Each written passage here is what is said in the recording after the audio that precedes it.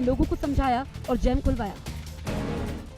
और अब बात उत्तर प्रदेश में योगी सरकार के चलाए जा रहे ऑपरेशन क्लीन की, क्योंकि यूपी की योगी सरकार ने भू माफियाओं के खिलाफ जो अभियान छेड़ रखा है, अब उसके नतीजे भी सामने आते दिखाई पड़ने लगे हैं। बीते 3 सालों में योगी सरकार ने खाकी के जरिए जो डंडा माफिया और उसके नेटवर्क पर बरसाया, तो नतीजा ये सामने आया कि करीब 1100 करोड़ से ज्यादा की संपत्ति को सरकार ने माफिया के चंगुल से छुड़ा लिया।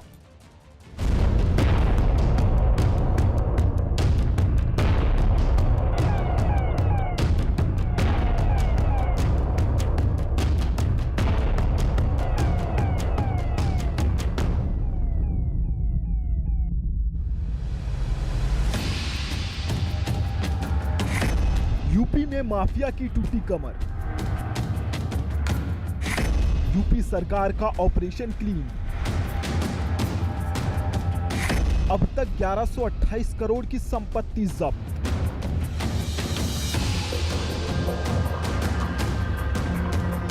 यूपी का सबसे बड़ा माफिया मुख्तार अंसारी इन दिनों किस हाल में है? पूर्वी उत्तर प्रदेश में आतंक का दूसरा नाम बन चुका अतीक अहमद कहां है?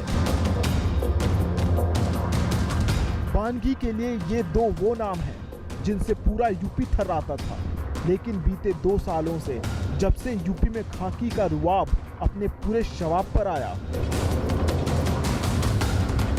इन दोनों नामी बदमाशों के चेहरे पर उत्तर प्रदेश में योगी सरकार के नाम की दहशत अब साफ दिखने लगी है। उत्तर प्रदेश की मौजूदा योगी सरकार ने गुंडे, बदमाशों और माफिया के खिलाफ जो अपना ऑपरेशन क्लीन शुरू किया था, उसे अब और भी तेज कर दिया है। योगी सरकार ने समूचे सूबे में माफियाओं के खिलाफ की गई कार्रवाई के आंकड़े जब जारी किए, तो उन आंकड़ों ने जो गवाही दी वो न सिर्फ हैरान कर देती है, बल्कि ये भी साफ कर देती है कि किस कदर यूपी सरकार का कहर माफियाओं और उनके नेटवर्क पर टूटा है। जनवरी 2020 से अप्रैल 2021 तक कुल 5,558 मामले दर्ज किए गए, जिनमें 22,259 अपराधियों के खिलाफ कार्रवाई की गई। लेकिन चौंकाने वाली गिनती ये है, यूपी सरकार ने करीब 25 माफियाओं के खिलाफ की गई गैंगस्टर एक्ट की कार्रवाई 1128 करोड़ रुपए से ज्यादा की चल अचल संपत्ति जब्त की है। पर ये जो कार्रवाई इस समय चल रही है, जिसमें बहुत बड़े बड़े माफिया हैं, जिनकी संपत्तियां जब्त हो रही हैं, जो भी अपराधों में लिप्त पाए जा रहे हैं, उनके ऊपर पुलिस बिल्कुल टूट कर पड़ रही है, तो ये इसका एक बड़े दूरगामी परिणाम होंगे। पूरब में गोरखपुर से लेकर पश्चिम में गाजियाबाद तक फैले माफिया तंत्र के तमाम नेटवर्क अब आउट ऑफ कवरेज एरिया दिखाई दे रहे हैं। यूपी पुलिस ने गुंडों, बदमाशों को सारा ताना बाना इस कदर तोड़ा है कि सूबे के तमाम नामी गिरामी बदमाश या तो सलाखों के पीछे जाकर अपनी खैर मना रहे हैं, या फिर अपनी जान बचाने के लिए उत्तर प्रदेश से अपना बोरिया बिस्तर समेटकर दूसरे सूबों में पनाह लेने पहुंच गए हैं।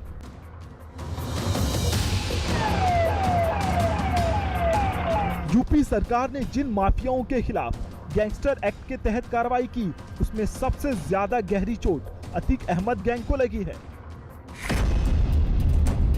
उत्तर प्रदेश सरकार की तरफ से जारी किए गए आंकड़ों की गवाही है कि अतीक अहमद को सबसे ज्यादा 325 करोड़ रुपए की करारी मार लगी है, जबकि मुख्तार अंसारी को 2 करोड़ रुपए की चपत पुलिस की अब तक कार्रवाई में लग चुकी है। सरकारी आंकड़े के मुताबिक आजमगढ़, मऊ, वाराणसी में मुख्तार अंसारी गैंग के 244 गुंडों के खिलाफ सरकारी डंडा चलाया जा चुका है और इन लोगों के कब्जे में फंसी 194 करोड़ 82 लाख 67,859 रुपए की जायदाद पर अब सरकार का पहरा है।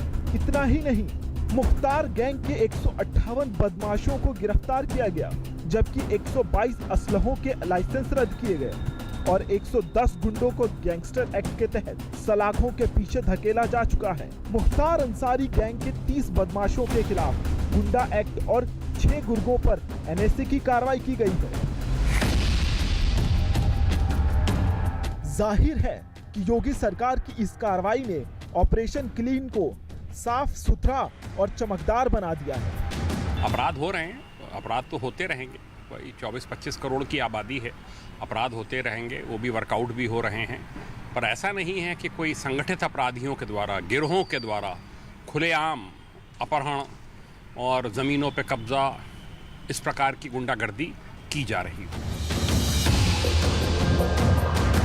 यूं तो यूपी की सरकार ने सूबे के नामी 25 माफिया के खिलाफ खाकी को शह दी है, जिसकी बदौलत अब तक 625 करोड़ की संपत्ति जब्त की गई है। जिन बदमाशों के खिलाफ यूपी सरकार ने तगड़ी कार्रवाई की है, उनमें मुजफ्फरनगर का नामी बदमाश संजीव उर्फ जीवा, लखनऊ का ओम प्रकाश उर्फ बबलू श्रीवास्तव और नोएडा के सुंदर भाटी और सिंह राज भाटी के खिलाफ ऐसी कार्रवाई की है कि अब इन लोगों का जिंदा रहते सलाखों से बाहर आकर सांस लेने का बस एक सपना ही रह जाएगा।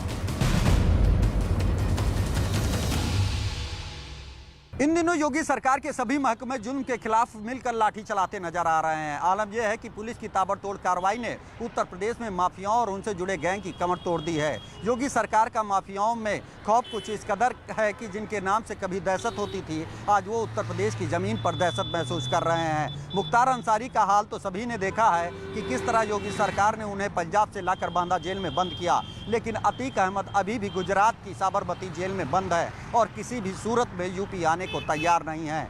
इससे ये साफ हो जाता है कि अगर साफ सफाई की नीयत हो तो साधन और जरिए खुद ब खुद बन जाते हैं।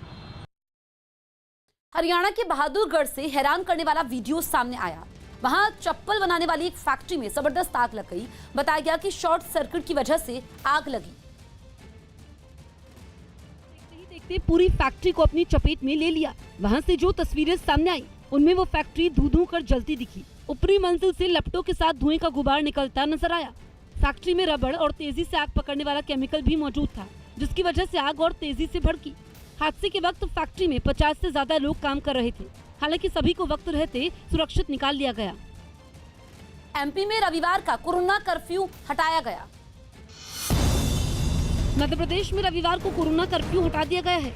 अब लोग रविवार को भी सामान्य तरीके से आवाजाही कर सकेंगे और बाजार भी खुले रहेंगे। हालांकि प्रदेश के शहरी इलाकों में रात का कर्फ्यू अभी जारी रहेगा।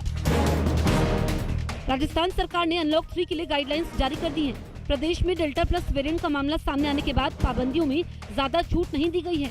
अब प्रदेश में सुबह 5 बजे से शाम 5 बजे तक धार्मिक स्थल खुले रहेंगे। प्रदेश में शादी समारोह पर 30 जून तक पाबंदी जारी रहेगी। हालांकि 1 जुलाई से मैरिज हॉल, होटल में 40 लोगों को शामिल होने की सशर्त इजाजत होगी। यूपी के मुरादाबाद में जिला पंचायत अध्यक्ष चुनाव के नामांकन के समय कोरोना नियमों की अनदेखी का मामला सामने आया। कार्यकर्ताओं के साथ नामांकन के लिए पहुंची बीजेपी उम्मीदवार ने इस बीच रैली की, जहां लोग सोशल डिस्टेंसिंग और कोरोना नियमों से बेपरवाह दिखे। यूपी के बदायूं में एक 15 साल की छात्रा की मकान की छत से गिरने की वजह से मौत हो गई। हादसे के वक्त छात्रा मकान की दूसरी मंजिल पर ब्रश कर रही थी और इसी बीच पैर फिसलने की वजह से नीचे गिरकर उसकी मौत हो गई। मध्य प्रदेश के पन्ना जिले में आपसी झगड़े में घायल हुई महिला की मौत के बाद परिजनों ने हत्या का केस दर्ज करने की मांग करते हुए जमकर हंगामा किया। परिवार के लोगों ने महिला की लाश को बीच सड़क पर रखकर रास्ता जैम कर दिया, जिसके बाद पुलिस को लोगों को हटाने के लिए लाठीचार्ज करना पड़ा। हरियाणा के बहादुरगढ़ में एक फुटवेयर फैक्ट्री में भीषण आग लग गई। आग दूसरी मंजिल पर मौजूद पैकिंग यूनिट में लगी, जिसने देखते ही देखते पूरी फैक्ट्री को अपनी चपेट में ले लिया। हादसे के वक्त फैक्ट्री में करीब 50 कर्मचारी काम कर रहे थे, जो समय रहते इमारत से बाहर निकल आए। हालांकि फायर ब्रिगेड की 5 गाड़ियों की मदद से आग पर काबू पा लिया गया, लेकिन हादसे में फैक्ट्री में मौजूद लाखों का सामान जलकर राख हो गया। धर्मांतरण मामले को लेकर देश के अलग अलग इलाकों से चौंकाने वाली खबरें सामने आ रही हैं। आरोपी उमर गौतम और काजी जहांगीर से पूछताछ के बाद जहां इस मामले के तार आतंकी संगठन जैश ए मोहम्मद से जुड़ते दिखाई दे रहे हैं, वहीं खबर यह भी है कि 24 से ज्यादा एनजीओ में धर्मांतरण का ये काला खेल खेला जा रहा था। यही वजह है कि एटीएस के साथ एसटीएफ भी इस मामले को परत दर परत खोलने में जुट चुकी है, क्योंकि सवाल 1000 से ज्यादा ऐसे लोगों का है जिनका जबरन धर्म परिवर्तन करवाया गया।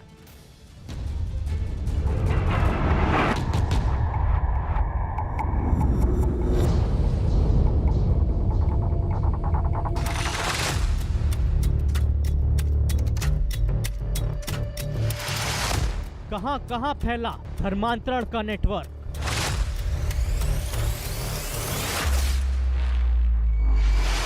कैसे सामने आया धर्मांतरण का जैश कनेक्शन।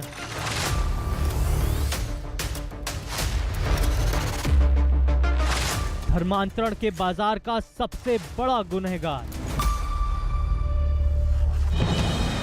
दिल्ली के जामिया नगर से निकली धर्मांतरण की कहानी अब जैसे जैसे आगे बढ़ रही है, वैसे वैसे इस कहानी में नए नए किरदार जुड़ते जा रहे हैं।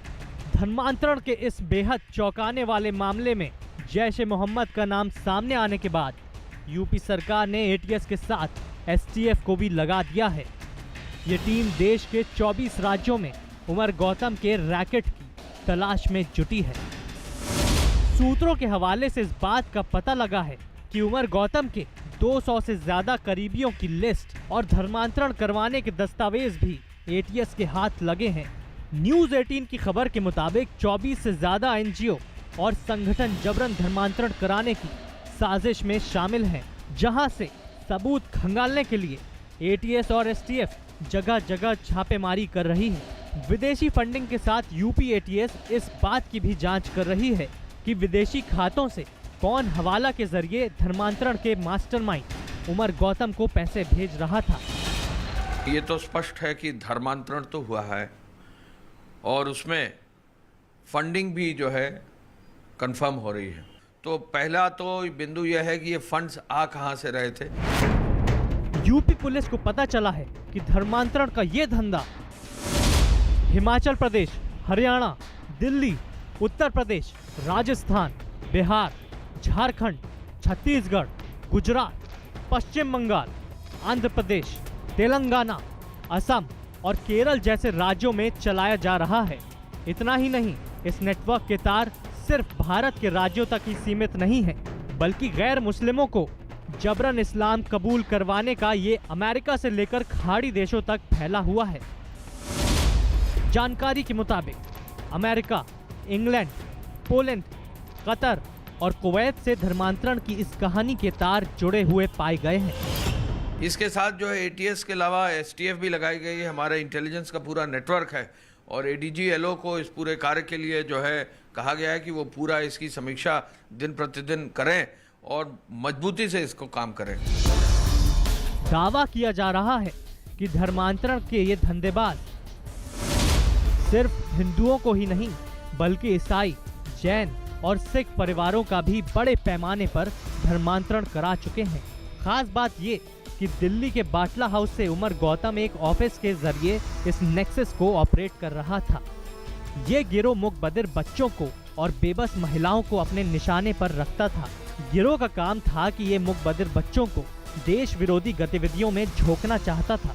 दावा किया जा रहा है कि अब तक इस गिरोह ने जितने भी लोगों का धर्मांतरण कराया है, उनमें से 55% इस गैंग की शिकार महिलाएं हैं।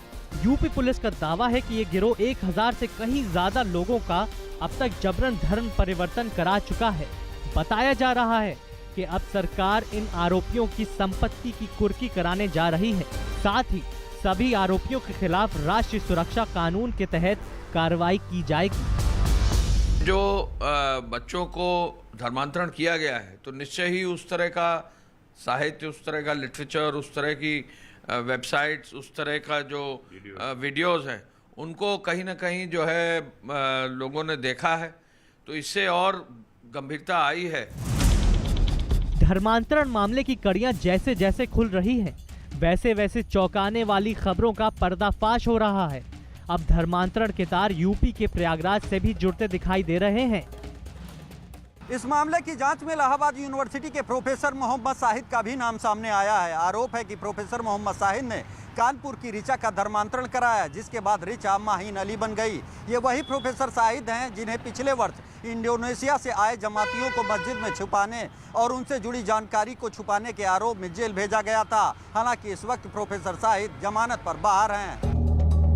इसी बीच कानपुर से एक ऐसे परिवार की कहानी भी सामने आई है जो धर्मांतरण के इस गिरोह का शिकार हुआ है। बताया जा रहा है कि इस परिवार का बेटा आदित्य गुप्ता अब अब्दुल कादिर बन चुका है। परिवार का आरोप है कि इलाके के ही कुछ लोगों ने जबरन आदित्य गुप्ता का धर्म परिवर्तन करा दिया है। तो ये किसी का नाम नहीं लेता था, डरता था या किसी दबाव में था। इसने नाम लिया कि कोई मोहम्मद वाशिफ करके एक डेफ बच्चा था, जो कि लगभग 2012 के समय में कोई एक बच्चा, डेफ बच्चा ही उसके पास ले गया था। हलीम मुस्लिम इंटर कॉलेज में इसको पहली बार मिलवाया था। वहाँ पर इसके दिमाग में कुछ इस्लामिक बीज बोया गया तो था। आपने गुमशुदगी की जब रिपोर्ट तब तक आपको कुछ जानकारी थी क्या? कोई भी जानकारी नहीं थी इसकी। अच्छा, आपको क्या लगता है कि मतलब क्या आदित्य का ब्रेन वॉश किया गया है? हाँ, ब्रेन वॉश किया गया है। धर्मांतरण के इस मामले में लगातार मॉनिटरिंग कर रही यूपी सरकार का साफ कहना है कि दोषियों के खिलाफ सख्त से सख्त कार्रवाई की जाएगी। साजिश है हमारे देश के खिलाफ, हमारे देश में एक माहौल ख़राब करने की, और ये साजिश उन लोगों के दौर में शुरू हुई थी जो लोग आज हाशिए पर पड़े हैं। इसमें कांग्रेस है, उत्तर प्रदेश में समाजवादी पार्टी की सरकार थी। फिलहाल इस मामले में जांच एजेंसियां उस टेरर नेटवर्क से जुड़े लोगों को तलाश रही है जो न सिर्फ धर्म के नाम पर लोगों को बरगला रहे थे, बल्कि मासूम और बेबस लोगों को आतंकी वारदातों में भी शामिल करने की कोशिशों को अंजाम दे रहे थे। यही वजह है कि एजेंसियों के लिए उमर गौतम और जहांगीर इस केस की ऐसी कड़ी है जिनके जरिए गिरोह की जड़ तक पहुंचा जा सकता है। पाकिस्तान के पीएम इमरान खान महिलाओं पर दिए अपने एक बयान के बाद चारों तरफ से घिरने लगे हैं। कराची में बड़ी तादाद में महिलाओं ने वहां के प्रेस क्लब के बाहर इमरान खान के खिलाफ प्रदर्शन किया और उनके इस्तीफे की मांग की। इन महिलाओं ने पाकिस्तान में महिलाओं के बुरे हालात पर सवाल उठाए और अभिव्यक्ति की आज़ादी की भी मांग की। इमरान खान ने एक टीवी चैनल को दिए एक इंटरव्यू में महिलाओं के खिलाफ यौन अपराधों पर विवादास्पद बयान दिया था। इमरान खान ने रेप के बढ़ते मामलों के पीछे महिलाओं के पहनावे को जिम्मेदार माना था, जिसके बाद इमरान खान का विरोध शुरू हो गया।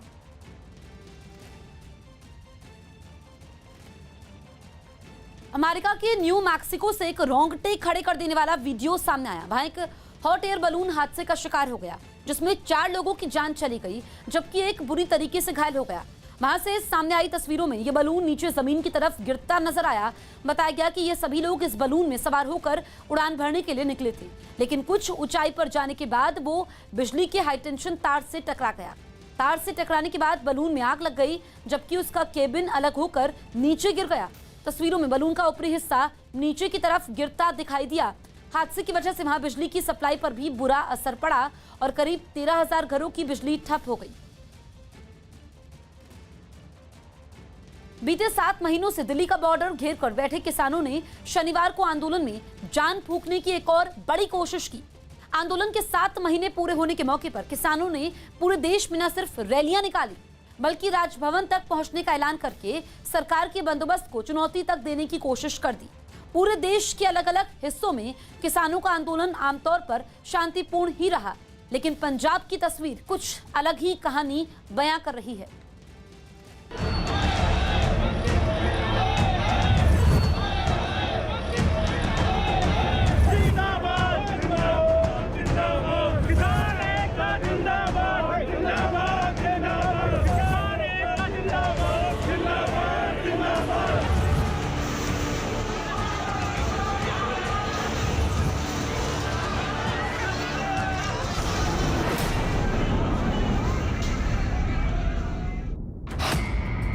किसान आंदोलन के 7 महीने,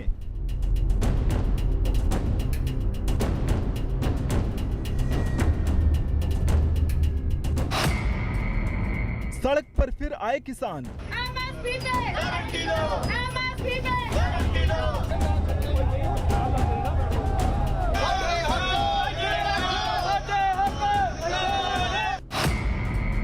ट्रैक्टर रैली पर बढ़ा टकराव।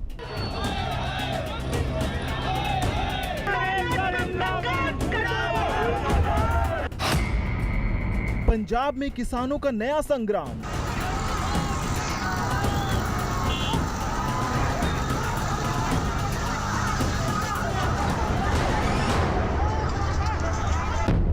तीन कृषि कानूनों के विरोध में शुरू हुआ किसान आंदोलन बीते 7 महीने से लगातार जारी है। आंदोलन को शुरू हुए इतने दिन भले ही बीत गए हों, लेकिन किसान तीनों कानूनों को वापस ले जाने की मांग पर अब भी अड़े हुए हैं। शनिवार को 3 कृषि कानूनों के खिलाफ दिल्ली की सीमाओं पर चल रहे किसान आंदोलन के 7 माह पूरे हो गए। 7 महीने हो जाएंगे तो 7 महीने होने के बाद ये प्रदर्शन हो रहा है गवर्नर के वहाँ, और राष्ट्रपति जी से ये है कि उनको दिया जा रहा है। फिर उसके आगे की क्या रणनीति होगी वो फिर बाद में तय करेंगे। इस मौके पर किसानों ने देश के अलग अलग हिस्सों में न सिर्फ ट्रैक्टर रैली निकाली, लेकिन मोहाली और पंचकुला में किसानों के प्रदर्शन की जो तस्वीरें सामने आई, उन्होंने एक बार फिर कई सवालों को खड़ा कर दिया। पंचकुला में किसानों व पुलिस के बीच टकराव देखने को मिला। किसान चंडीगढ़ में दाखिल न हो सके, इसके लिए मोहाली बॉर्डर व पंचकुला में बड़ी संख्या में पुलिस बल तैनात किया गया था, लेकिन किसानों की संख्या को देखते हुए इंतजाम नाकाफी साबित हुए। पंचकुला में किसानों व पुलिस के बीच टकराव हो गया। प्रदर्शनकारी किसानों ने पुलिस के बैरिकेड्स को उखाड़ फेंका। किसानों को रोकने के लिए पुलिस ने पानी की बौछार तक की, लेकिन पानी की धार भी आगे बढ़ते किसानों को नहीं रोक सकी। ऐसा ही कुछ हाल मोहाली का देखने को मिला, जहां पुलिस बैरिकेड्स को तोड़कर किसान चंडीगढ़ में दाखिल हो गए और राजभवन के नजदीक तक पहुंच गए। We have enough force to tackle with any situation, and we will try to deal with the situation peacefully. We hope that all the program today will be conducted without any law and order situation. खुफिया alert के बाद देश और राजधानी दिल्ली में अलग अलग जगह पर भारी संख्या में सुरक्षा बल और पुलिस बलों को तैनात किया गया। दिल्ली के सिविल लाइन मेट्रो स्टेशन के बाहर इस वक्त हम मौजूद हैं, जहां पर पुलिस की तैनाती आप देख रहे हैं कि अलर्ट मोड पर दिल्ली पुलिस यहां पर नजर आ रही है। यहीं से किसानों के प्रतिनिधियों का कहना है कि वो इसी स्टेशन पर इकट्ठे होंगे और यहीं से रोज प्रदर्शन करते हुए ज्ञापन देने के लिए एलजी हाउस की तरफ जाएंगे।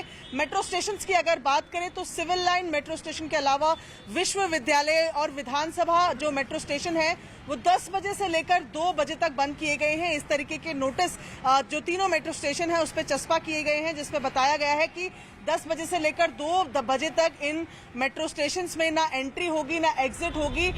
दिल्ली के गाजीपुर बॉर्डर पर उत्तर प्रदेश से आए भारी संख्या में किसान इकट्ठा हुए। गाजीपुर में ट्रैक्टर के साथ पहुंचे किसानों की बड़ी संख्या को देखते हुए पुलिस ने 3 लेयर की सुरक्षा व्यवस्था कर रखी थी। जत्थे आते रहेंगे या जाते रहेंगे, शाम को आज चले जाएंगे या कल तक चले जाएंगे। आज गवर्नर को ज्ञापन दिए जाएंगे, उसके पास किसान के पास में ट्रैक्टर ही है, बस साधन उसका आवागमन का साधन है। ट्रैक्टर रैली पाप है क्या कि पाप हो जाएगा कोई ट्रैक्टर रैली? ट्रैक्टर तो रैली तो है, ये शांतिपूर्वक ही रहेगी। कभी भी किसी भी चीज में किसान का हिंसा, उपद्रव, आगजनी, ये सब चीजें राजनीतिक दलों के लिए होंगी, किसान के लिए नहीं होती। इसी बीच किसानों के बड़े नेता बन चुके राकेश टिकैत ने इस आंदोलन के आगे की रूपरेखा का भी खुलासा किया। ये 43 महीने का वो है पूरा, क्या है? अभी तो 7 महीने तो ये 36 महीने और चलेगा आंदोलन, सरकार नहीं मानने की। अच्छा। हाँ, गन्ने का भुगतान नहीं हुआ। अच्छा। हाँ, महंगाई तो बढ़ी ना, 4 साल से गन्ने का रेट भी नहीं बढ़ा। आलू का किसान भी दुखी है। ना यही रहेंगे आज तो। अच्छा। जबकि दूसरे किसान नेताओं ने इस प्रदर्शन और आंदोलन को आने वाले चुनाव के लिए किसानों की रणनीति बताई। आंदोलन की शुरुआत मध्य प्रदेश से हुई है। आंदोलन पूरी तरह गांधीवादी, अहिंसात्मक है, आगे भी रहेगा। पर जब आंदोलन लंबा चलता है तो कुछ ना कुछ विसंगतियां सत्ताधारी दलों के द्वारा पैदा की जाती है। इस बीच दिल्ली में 10 किसानों का एक दल उपराज्यपाल अनिल बैजल से मिलने राज्य भवन तक पहुंचा, लेकिन वहां सिर्फ 2 ही किसान नेताओं को भवन के अंदर जाकर उपराज्यपाल के प्रिंसिपल सेक्रेटरी को ज्ञापन सौंपने की अनुमति मिली। उधर देश के अलग अलग हिस्सों से भी किसानों के रैली निकालने और राज्यपाल तक अपनी बात पहुंचाने की खबरें मिलती रहीं। जयपुर में शहीद स्मारक से सिविल लाइन फाटक तक किसानों ने मार्च निकाला। इस दौरान कुछ प्रदर्शनकारियों ने बीजेपी के दफ्तर में घुसने की कोशिश की, लेकिन सुरक्षा पहले से ही पुख्ता थी। 7 महीने से ये सरकार तानाशाही रूप से अघोषित आपातकाल लगा रखी है, इसलिए हम राजभवन का घेराव कर रहे हैं, राष्ट्रपति जी को रोष पत्र भेज रहे हैं। जबकि कर्नाटक में राजभवन का घेराव करने निकले किसानों में से 50 किसानों को पुलिस ने शांति भंग करने के इल्जाम में गिरफ्तार भी कर लिया।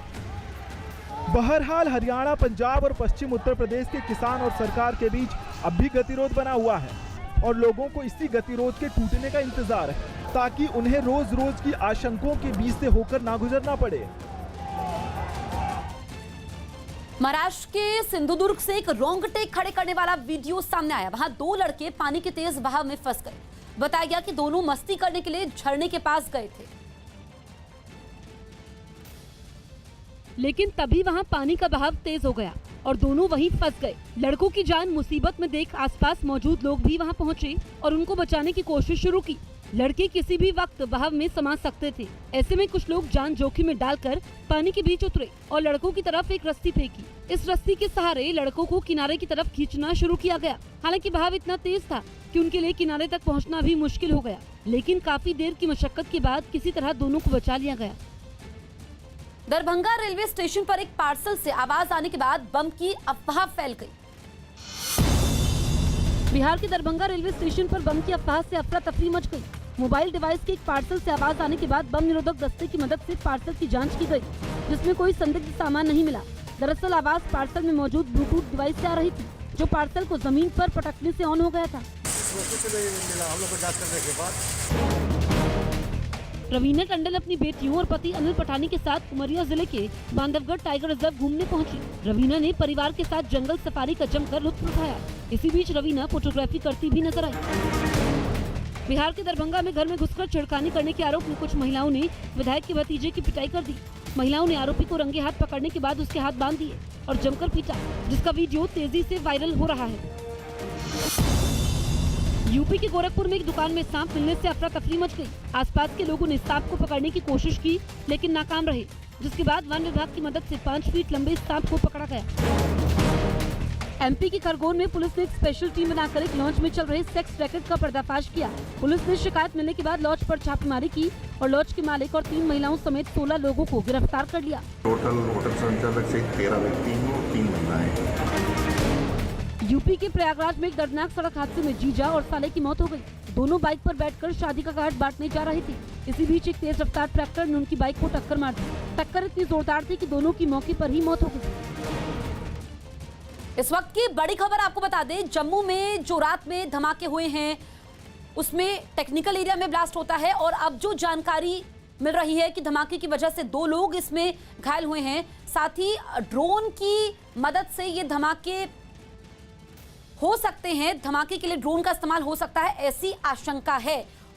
ड्रोन से आईडी गिराए जाने की आशंका है और आईडी के जरिए ये ब्लास्ट हुआ होगा, ऐसा सुरक्षा एजेंसियां कह रही हैं। हालांकि अभी ऑफिशियल स्टेटमेंट का इंतजार है। समीर हमारे सहयोगी हमारे साथ मौजूद है। समीर, ये बहुत ही शुरुआती जानकारी है कि ड्रोन के जरिए आईडी वहां पर गिराया गया होगा जिससे ब्लास्ट हुआ।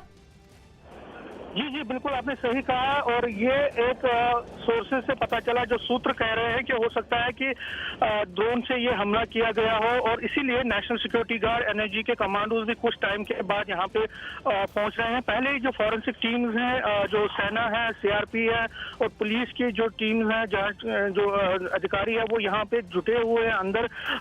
पहले आर्मी ने कहा था कि सिर्फ एक ब्लास्ट हुआ, लेकिन अब इंडियन एयरफोर्स का जो ट्वीट आया उसमें कहा गया है कि उन्होंने पुष्टि की है कि 2 ब्लास्ट हुए हैं अंदर। और अब ये कहा जा रहा है कि हालांकि इसकी पुष्टि अभी कोई नहीं कर रहा है, लेकिन सूत्र कह रहे हैं कि हो सकता है कि ये ड्रोन से हमला किया गया, 2 ड्रोन का इस्तेमाल करके यहाँ पे ये ब्लास्ट किया गया। और अगर ऐसा होता है तो ये बहुत ही एक सीरियस मैटर है, बहुत ही एक सेंसिटिव मैटर है, क्योंकि यहाँ पे ये बहुत ही एक संवेदनशील एरिया है सिक्योरिटी पॉइंट ऑफ व्यू से भी। जो इंडियन एयरफोर्स का स्टेशन है और पास में सिविल एयरपोर्ट है, ये दोनों बहुत ही हम ये कह सकते हैं संवेदनशील है, बहुत ही सेंसिटिव नेचर के हैं। यहाँ पे सिक्योरिटी ग्रिड भी बहुत ज्यादा है, परिंदा भी पार नहीं मार सकता। तो उसमें ये ड्रोन से अगर बिल्कुल, तो ये शुरुआती जानकारी मिल रही है कि ड्रोन के जरिए आईडी वहां पर गिराया गया होगा, ऐसी सुरक्षा एजेंसियों को आशंका है। रात 1:40 पर जम्मू की टेक्निकल एरिया में ये 2 धमाके होते हैं। राहुल गांधी प्रधानमंत्री नरेंद्र मोदी